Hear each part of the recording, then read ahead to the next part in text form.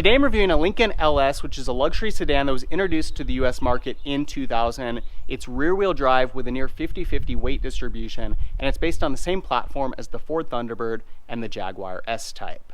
When it was first introduced, it was met with great accolades, earning the 2000 Motor Trend Car of the Year, but it was discontinued after 2006 with only 263,000 units sold. As far as styling goes on the LS, it was designed to have a very clean, functional look to it to compete with models like the BMW 3 Series and the Mercedes C-Class. And I'd say that it was achieved with mild success. It certainly has a much more European look to it than other Lincoln models, and likewise a much more sporty appearance. It's got a nice smoothly sloping roofline, clean sheet metal throughout, but isn't necessarily a vehicle that really became that much popular with the really younger demographics. That said, it still has a pretty clean overall look to it. Starting up here at the front, very simple front fascia design, nice looking headlights with a nice simple grille, just a touch of chrome, and then we've got fog lights in the lower bumper. On the hood, we've got these two grooves that cut down the center of the hood, and then one more accent on each side. Side profile's got a nice clean look to it, not a lot of tacked on trim pieces or cheap plastic. We do have this single trim piece cutting through the middle of the doors here with the LS lettering, and then you'll see that we've also got a nice set of chrome wheels, giving a nice premium edge. Likewise, wrapping around the window compartment, we've got this chrome strip to give it just a little bit of that premium flair. And then up top, you'll see that this model also has a sunroof. Coming around to the back of the vehicle, it's a very straight design here, very boxy. Got our tail lights on either side with the backup lights on either end of the license plate, and then a chrome wraparound.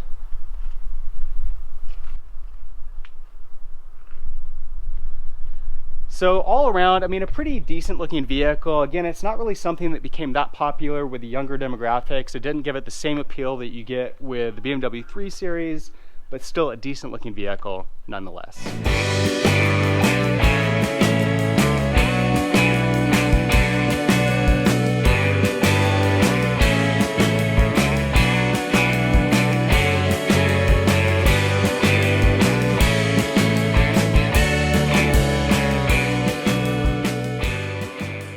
Looking inside the LS, you'll see it's got a very simple layout to the interior. It's actually very similar to that Jaguar S-Type, and it looks fairly dated by today's luxury standards. Likewise, the quality is not on par with today's vehicles, but for a 20-year-old luxury vehicle, it's not terrible. You'll see that we get full leather seating surfaces throughout and a leather-wrapped steering wheel. Got faux wood insets in the door and the dashboard. A few little chrome accents. And then the door sills also have some brushed aluminum with the Lincoln logo and lettering. This model's got power windows, power door locks, memory settings for 2 drivers, little storage space in the door here, as well as a leather pocket. To the left of the steering column here, we've got controls for the headlights. They are automatic headlights, and we've got this little sensitivity setting, which is kind of cool. Adjust when those come on. Power mirrors for driver and passenger side. This little toggle switch here for adjusting the settings of the steering wheel. And we've got a button down below here for the trunk lid as well as the gas tank. On the steering wheel, we've got cruise control on the left hand side. Right hand side has a phone button as well as audio. We didn't have Bluetooth at this time, so that phone button is not for Bluetooth. You'll see that in the center armrest here, if we fold this up, we've got an integrated Lincoln phone from Motorola. Push this button here to pull it out, and you can place calls if you have the service, so kind of a unique feature. One downside you'll see though is that in the center armrest here, we don't have any more storage space because it's all taken up with this phone. On the instrument cluster, we've got our tachometer, speedometer, temperature gauge, and fuel gauge. Go ahead and turn on the ignition real quick. Got the key.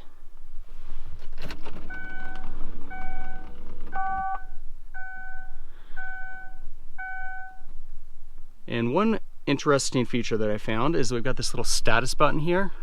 So when you get in the vehicle, I guess you could go through a checklist here, and it goes through the status of everything. So you can see we currently need an oil change. Push that button here, it shows us 0%. go through. Charging system's okay, engine temperature's okay, brake fluid. So you can just keep kind of scrolling through these options. We got driver doors closed, passenger door, and then the rear doors. So I thought it was kind of interesting that you can go through all these settings and check these things. I imagine for some drivers that would be appealing. Likewise, we can look at fuel economy information. We can reset that, and we've also got the setup menu here. Audio system is below that. We've got a 6-disc CD player as well as AM, FM radio. And then we've got climate control down below. It is a dual zone system for the driver and front passenger side.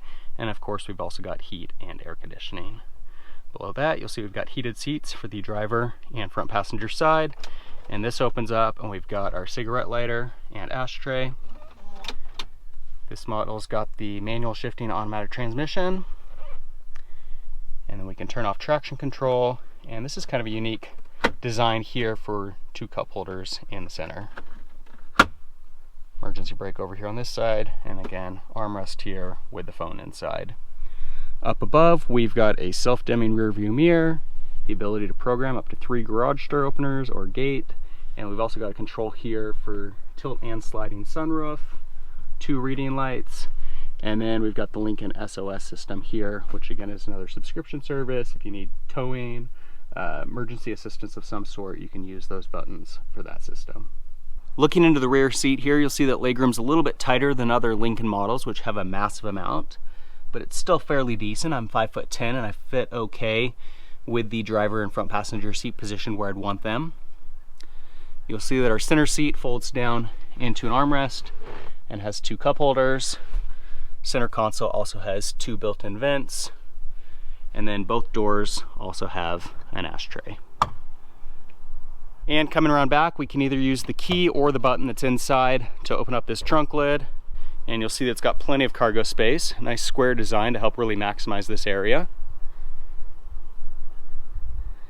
Below the floorboard, got our spare tire as well as a battery. And then you'll see we've also got these little levers here on both sides to fold down those rear seat backs to further increase that rear cargo area. So if we come up front, now that we've pulled that lever, we can drop these seats down in a 60-40 split. The LS is offered with 2 different engine options. The base engine is a 3-liter V6 with 210 horsepower and an EPA rating of 15 to 16 miles per gallon in the city and 23 miles per gallon on highway. With that engine, you'll do 0 to 60 in about 7.4 seconds. This LS has the upgraded 3.9-liter V8, which has 252 horsepower, an EPA rating of 15 miles per gallon in the city and 22 miles per gallon on the highway, and it will do 0 to 60 a little bit quicker at 7.2 seconds. On the 6-cylinder models, you have your choice of a 5-speed manual or 5-speed automatic transmission. With the V8, it comes standard with the automatic. Automatic models also have the option of a select shift, which allows for manual shifting with the gear lever. So how does the LS drive? Well, it's a huge step in the right direction for Lincoln for this era. If you look at other models that they were building, they were very large, they were very heavy, and they had very soft suspensions. And that's all great when you're driving around town or when you're going down really straight roads, but once you get on those windy sections, it starts to give you kind of a car sick feel. Definitely not the best in terms of handling and not real exciting vehicles to drive. Certainly very plush, but not real exciting. And the fact that this model has that 50-50 weight distribution, it's still rear wheel drive, certainly makes it a pretty decent driver's vehicle, but does it keep up with the likes of the Mercedes C-Class and the BMW 3 Series? Not so much. Like I said, it was a step in the right direction. Lincoln certainly, was kind of going in that direction, but I don't think that they went all in, or, even if they did, the vehicle just doesn't offer the same exciting thrill that you get from those other models, especially the 3 Series. That model just feels so perfect driving down a windy road. It's still very smooth and compliant on those straight sections. And there's nothing really terrible about the ride in the LS, but it just isn't really all that exhilarating. I'd say that rather than being like a true sports sedan, it's really more of a luxury sedan with a little bit of a sporty flair to it. So, in some ways that may be exactly what you're looking for. If you want a vehicle that's very smooth, very comfortable, and you don't want something that's really kind of sickening when you get on those windy sections of the road, I'd say that the LS does perform pretty well in that sense. This model, as I mentioned, has the 3.9-liter V8, so it's got plenty of power. 252 horsepower, that's 0 to 60, 7.2. It's not particularly quick, but it's not slow either. Having the V8 under the hood, it also has a pretty nice sound when you're accelerating hard on the throttle. And you know, you're not really going to feel any shortage of power in any sense in terms of just normal day-to-day driving, merging onto highways, you know, climbing steep hills. It's going to perform just fine in that sense, and the fuel economy is still pretty decent as well. Steering feel in the vehicle is so-so. Again, it doesn't have that same dynamic feel that you get with models like the 3 Series, where you just feel super connected with the road. But it's not really soft and loose like you get in some other Ford and Lincoln models either. So again, a step in the right direction, but maybe not quite as good as the competition just yet. Now, I don't think there are a lot of Lincoln LS drivers out there that are going to really be pushing on that throttle too hard, but pulling onto the highway here, we'll go ahead and do a quick acceleration test. We are going up a slight grade. Here's that 8-cylinder. It's got a nice sound to it. Transmission's not particularly quick, but pretty smooth shifts. And in no time, we're up to 60 miles an hour. So certainly no lack of power, as I mentioned. It's pretty smooth in its execution. You know, I'd say all around, not really a real exciting sports sedan, but if you're looking for a vehicle that's going to be very quiet, very comfortable, very smooth for that daily commute or those longer trips, the LS does that very well. So there you go. That's a look at the Lincoln LS. I think Lincoln was certainly on the right track with this model, creating a vehicle that had a more European vibe, rear-wheel drive with that 50-50 weight distribution, and in some ways I feel like they gave up a little bit too soon. Certainly some nice things about the LS if you're looking to get into a used luxury vehicle. Fairly clean design around the exterior. Likewise inside, it's pretty luxurious for a 20-year-old vehicle. It's smooth, it's very comfortable, powerful, and decently fuel efficient as well. If you have any comments or questions on the LS, leave them in the section below. For more car reviews, be sure to subscribe. In the meantime, thanks for watching.